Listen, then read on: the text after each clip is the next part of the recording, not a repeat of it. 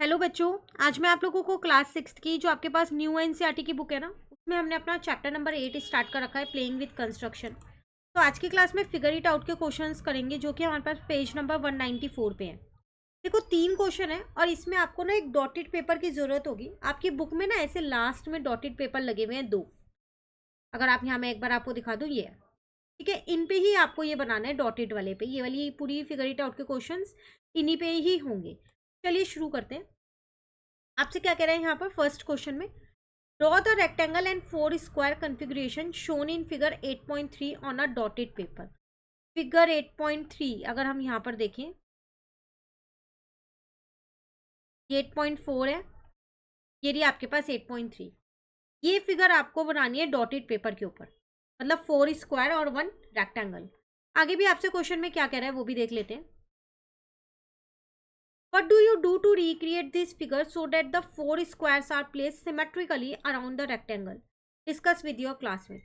ऐसा आप क्या करोगे, इस फिगर को किस तरीके से रिक्रिएट करोगे कि जो ये साइडों के 4 स्क्वायर्स हैं ये एकदम सिमेट्रिकली प्लेस्ड हो उस रेक्टेंगल में। सिमेट्रिकली मतलब अगर आप उसमें सिमेट्रिक लाइन बनाते हो हॉरिजॉन्टल या वर्टिकली जैसे भी, तो मिरर हाफ आना चाहिए इस तरीके से, ठीक है। तो हम यहाँ पर अगर मैं आपको सिर्फ बना के दिखा रही हूँ फ्री हैंड से, आप कोशिश करना प्रॉपरली स्केल से और उससे बनाओ इसको। तो आप कैसे बनाओगे, यहाँ पर मैंने क्या किया, इस पेपर को थोड़ा नीचे से यूज करें। अच्छा ये पेपर ऐसा है ना, यहाँ से करते हैं। चलो मैंने यहाँ पर स्क्वायर बनाने हैं ना,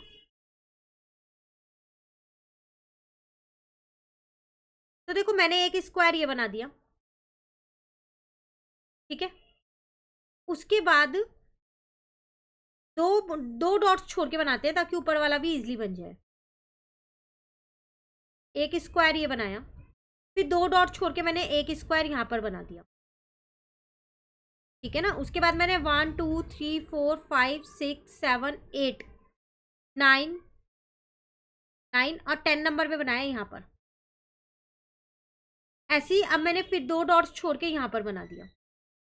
ये तो मेरे 4 स्क्वायर्स बन गए। अब इसके बीच में मुझे एक रेक्टेंगल बनाना है, ठीक है। तो रेक्टेंगल कैसे बनाएंगे,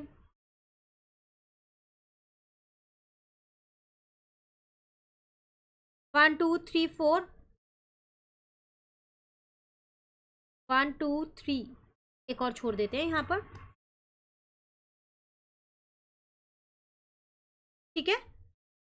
के बाद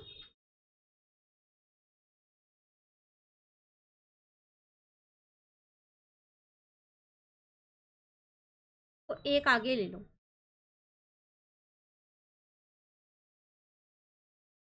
ऐसा कुछ मैंने यहाँ पर रेक्टेंगल बना दिया। आप थोड़ा सा बड़ा बनाना और ना इनको ऊपर बनाना, क्योंकि फिर मैं पूरी शीट आपको नहीं दिखा पाऊंगी। इसीलिए अगर आप इनको स्क्वायर्स को यहाँ की जगह और ऊपर ले लोगे तो आप इसको और ऊपर बना सकते हो। फिर जैसे इसको मैंने यहाँ ले लिया, तो इसको मैंने यहाँ ले लिया, नहीं यहाँ नहीं, इसके एक नेक्स्ट वाले पे आएगा, ठीक है। तो अब आप इस रेक्टेंगल को बड़ा कर सकते हो इजीली। अब ये बड़ा हो जाएगा क्योंकि आपने इनका गैप ज़्यादा ले लिया है,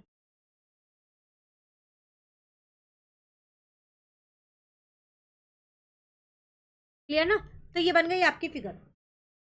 ये डॉट्स वगैरह जो है ना यहाँ के और यहाँ के प्रॉपरली काउंट कर करके ही लगाना ताकि ये सिमेट्रिक फिगर ही बने एक बार में, ठीक है। तो फर्स्ट क्वेश्चन आपसे यही कह रहा था। सेकंड क्वेश्चन में कह रहा है identify if there are any square in this collection, use measurement if needed. आपको ये बताना है कि इसमें कोई स्क्वायर है तो आपको मेजरमेंट यूज करनी पड़ेगी, आपको इन्हें मेजर कर करके देखना पड़ेगा। तो ये तो देखो देख के ही पता चल रहा है कि ये स्क्वायर नहीं है क्योंकि एक रेक्टेंगल लग रहा है, ये कि सारी साइड्स इक्वल नहीं है यहाँ पर। और ये देख के पता चल रहा है ये स्क्वायर है क्योंकि इसकी सारी साइड्स इक्वली लग रही हैं। वैसे भी 1 2 3 4 5 डॉट्स यहाँ है, 1 2 3 4 5 डॉट्स यहाँ है, 1 2 3 4 5 डॉट्स यहाँ है और 5 यहाँ है। तो ये तो मेरा स्क्वायर है ही है। बाकी की बची मेरे पास यहाँ पर 2 फिगर। तो ये जो डॉट्स पे है ना, ये प्रॉपरली डॉट पे देखो मिली भी नहीं है। एक डॉट यहाँ है तो दूसरा डॉट इसका यहाँ पर है, फिर तीसरा भी नहीं मिला हुआ यहाँ और यहाँ है। तो आप इनमें मेजरमेंट यूज कर सकते हो। सेम इस वाले में यहाँ पर एक डॉट है 1 2, अब यहाँ पर फिर डॉट्स के साथ नहीं ये मैच हुए हुए, तो कह रहा था यूज मेजरमेंट इफ नीडेड। तो आप इनको मेजर करके देख लेना, अगर इनके साइड्स वगैरह इक्वल आती है तो बिल्कुल ये स्क्वायर है, नहीं तो ये स्क्वायर नहीं है। ठीक है, चलिए नेक्स्ट आते हैं क्वेश्चन 3 पे। Can I draw at least 3 rotated square and rectangle on a dot grid. Dot grid अभी मैंने आपको बताया कि क्या है वो पेपर, और रोटेटेड स्क्वायर और रोटेटेड रेक्टेंगल का टॉपिक हम लास्ट क्लास में समझ के आए थे कि अगर आप एक स्क्वायर को रोटेट भी कर दो तो उसकी प्रॉपर्टीज तो सेम ही रहती है ना, तो वो कहलाएगा तब भी स्क्वायर ही। ठीक है, can I draw them such that their corners are on the dot. इसी तरीके से बनाना कि जो उसके कॉर्नर्स हो वो डॉट के ऊपर ही आए। जैसे इसमें तो एक दो डॉट के ऊपर नहीं आ रहे थे ना, तो वो डॉट के ऊपर आने चाहिए।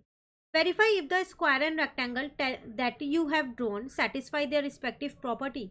उसके बाद ये भी चेक करो क्या वो प्रॉपर्टीज को फुलफिल कर पा रहे हैं जो उन दोनों की प्रॉपर्टीज हैं। तो आप अपने अकॉर्डिंग यहाँ पर कोई से भी स्क्वायर और रेक्टेंगल्स को ड्रॉ कर सकते हो। जैसे कि एक आधे मैं बना देती हूँ यहाँ पर।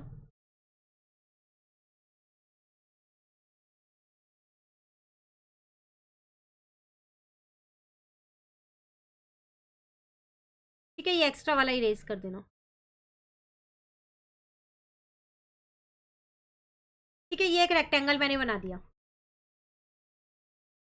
तो आप देखो यहाँ पर 1 2 3 4 डॉट्स हैं, यहाँ यहाँ भी 4 है और यहाँ 2 2 है, तो इसके अपोजिट साइड इक्वल है, तो ये सेटिस्फाइड कर रही है वो वाली प्रॉपर्टी।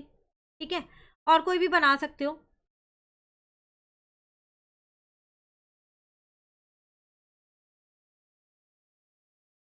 ठीक है, एक मैंने ये बना दिया। अच्छा, रोटेटेड बनाना है ना, थोड़ा सा टिल्ट कर देना क्योंकि उन्होंने बोला है स्पेशली कि आपको ये रोटेटेड ही बनाना है।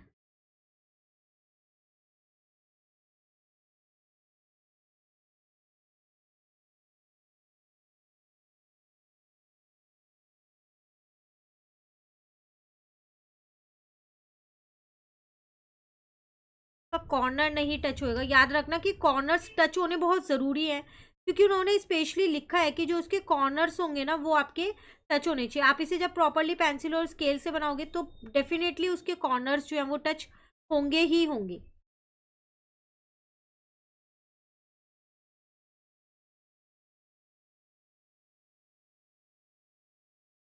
ठीक है, एक ऐसा कुछ मैंने रोटेटेड बना दिया रेक्टेंगल।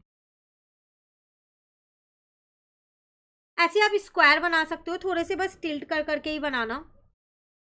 जैसे स्क्वायर वाला तो एक आप यही ले सकते हो, ये आपके पास स्क्वायर था, ये रहा, सेम ऐसे ही बना देना, एक तो स्क्वायर 1।